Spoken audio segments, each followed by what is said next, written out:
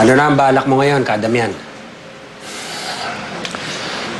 Gusto ko muna sanang ipagluksa ang anak ko.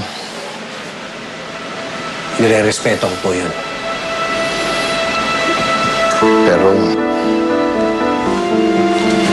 Pero ano po? hindi ko maikakailang may humihiyaw sa kalooban ko. Parang humingi ng katarungan. Sa anong paraan, ewan ko. Pwede natin paimbestigahan kung sino may kagagawan sa pagkasunog at pagkamatay ng anak ninyo.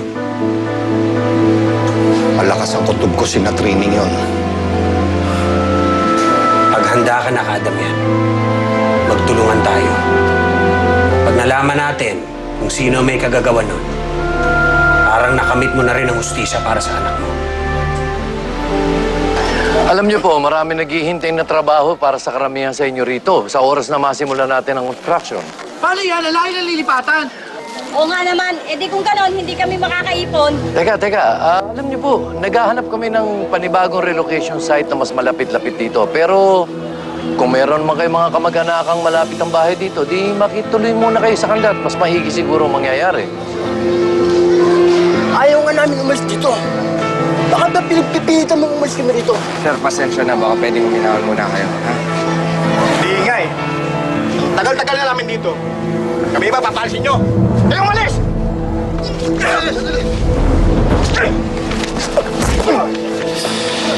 Sir, kami na ba dito?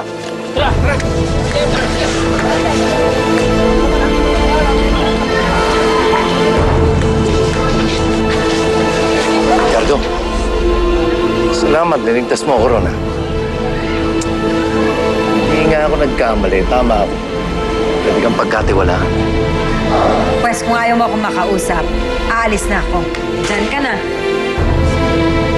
Oh, by the way, nahanap na ang bangkay ni Gardo. Ano? Anong bangkay ni Gardo, Mama? Ano pinagsasabi mo, ha? Nagsisinungaling ka na ulit sa akin? Ha? You're lying to me again? Gusto mo pang makita sa balita? Ano? Anong balita pinagsasabi mo, ha, Mama? You're lying to me?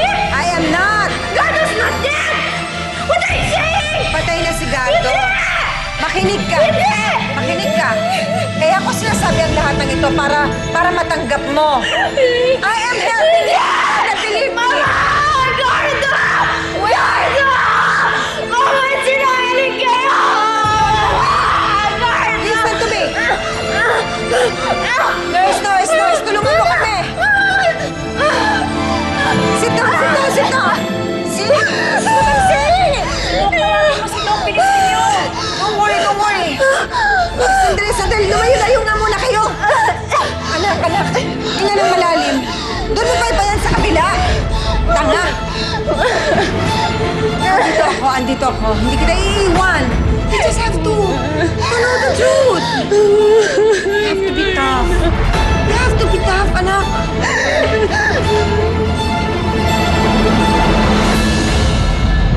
Naniniwala ako na malaki ang maitutulong ng batang yan para makarecover si Leona.